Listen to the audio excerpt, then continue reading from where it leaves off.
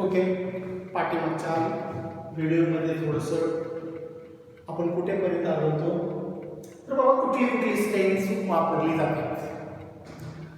तर आता light green मध्ये आलो होतो. लाईट ग्रीन हे लिव्हिंग टिश्यू स्टेन करतं. लिव्हिंग टिश्यू कशाने बनतात तर लिव्हिंग टिश्यू हे सेल्युलोज अँड पेक्टिक सबस्टन्सने बनत असतात आणि cellulose and pectic substances may be stain by this light green. The next cotton blue हे तिसरं महत्त्वाचं स्टेन आपण बॉटनीमध्ये वापरत असतो. The cotton blue may be stains the fungal hyphae or mycelium. When we observe some fungal organism under the light microscopes, these fungal bodies or fungal mycelium may be made up of fungal cellulose substances. These fungal cellulose substances may be stained by cotton blue. The next chemical acetocarmine. This acetocarmine is very important stain used for the staining of chromosomes. Chromosome जर स्टेन करायचे असतील तर आपण acetocarmine वापरतो. काही वेळेला आपण use the Janus green bee. The Janus green bee is a vital stain to use the vital microbodies in the cytoplasm of the cell. सेलच्या सायटोप्लाझम मध्ये वेगवेगळ्या मायक्रोबॉडीज असतात. मायटोकॉन्ड्रिया असतो पुन्हा किंवा गॉल्गी बॉडीज असतात. त्या mitochondria may be stain by this Janus green bee. हे व्हायटल स्टेन ते स्टेन वापरतो.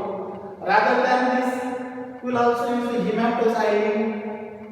The number of the spores, plant spores may be observed, their structure.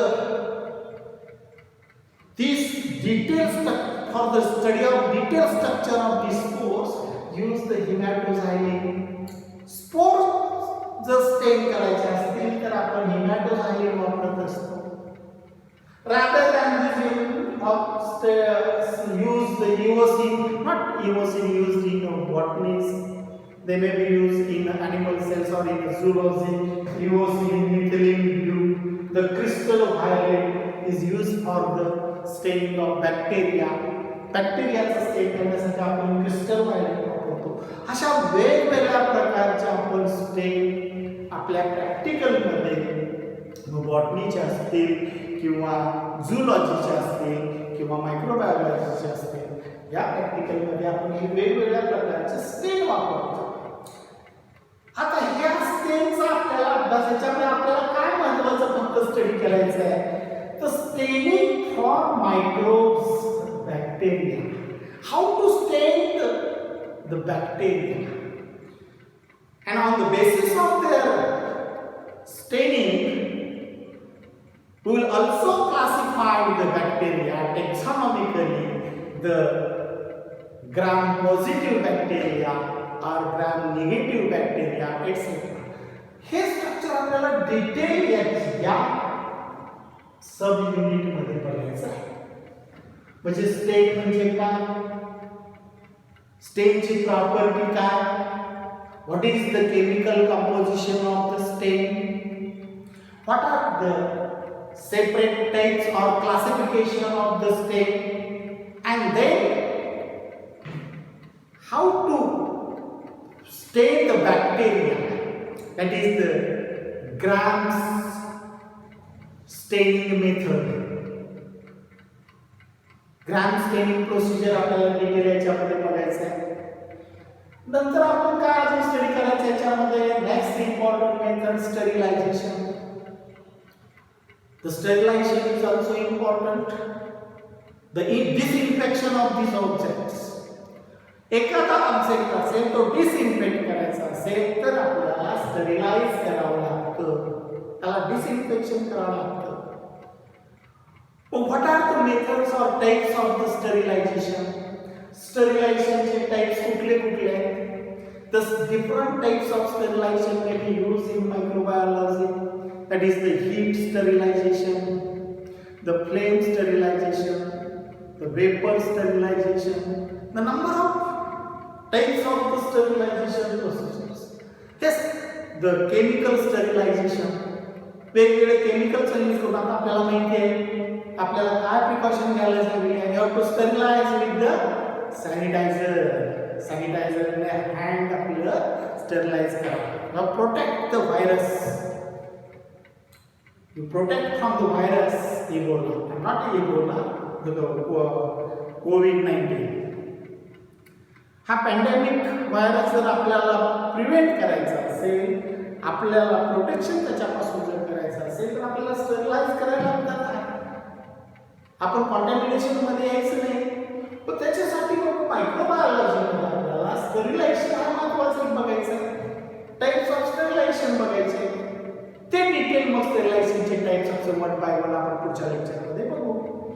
नंतर आपल्याला काय स्टडी करायचं आहे, द कल्चर मीडिया. आता कल्चर मीडियामध्ये काय, the culture media, the media in which microorganism may be grows. Culture मीडियामध्ये आपल्याला वेगवेगळ्या मायक्रोऑर्गॅनिझमची ग्रोथ करता येते.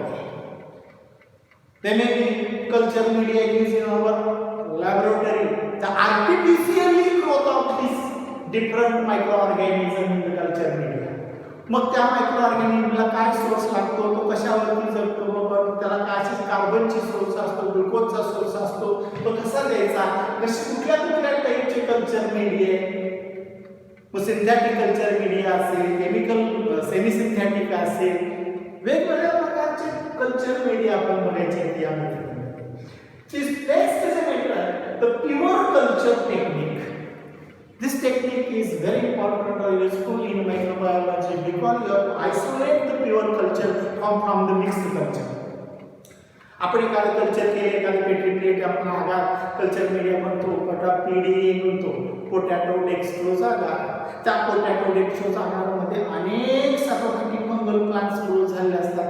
म्युकर असतं, अस्परजिलस असतं, वेगवेगळ्या रायझोपस असतं, पेनिसिलियम असतं, वेगवेगळे सॅप्रोफिटिक फंगल प्लांट याच्यामध्ये आपल्याला ग्रो झालेले दिसतात.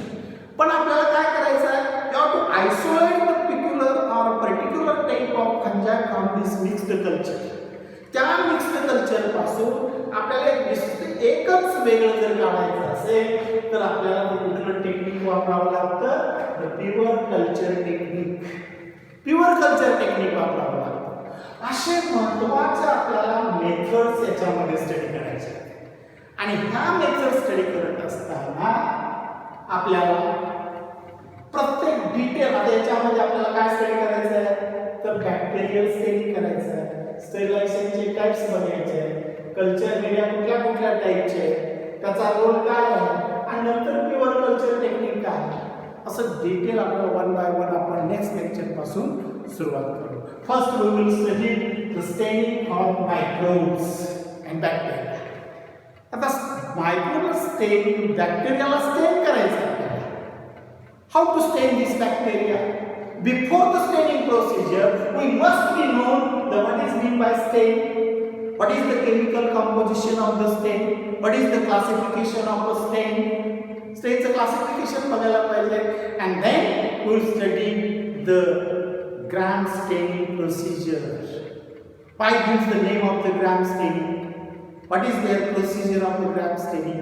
हा पार्ट आपण नेक्स्ट लेक्चरमध्ये आपण व्यवस्थित डिटेल बघतो. त्याच्यावरती आपल्याला काय विचारलंय, नोट्स विचारायचे. ती नोट्स महत्त्वाची आपल्याला काय करायचे त्याच्यामध्ये स्टडी करायचे. तर आता आपण 2 व्हिडिओ दिलेले, हे फक्त इंट्रोडक्शनल पार्ट दिलेले आहे. याच्यामध्ये दुसरं तुम्हाला डिटेल आपल्याला काय बघायचं आहे, नोट्स कशावरती अभ्यास करायचा आहे ते नंतर आपण वन बाय वन बघू. पुढच्या लेक्चरमध्ये आपल्याला detail staining for the micro study करू. Okay, thank you.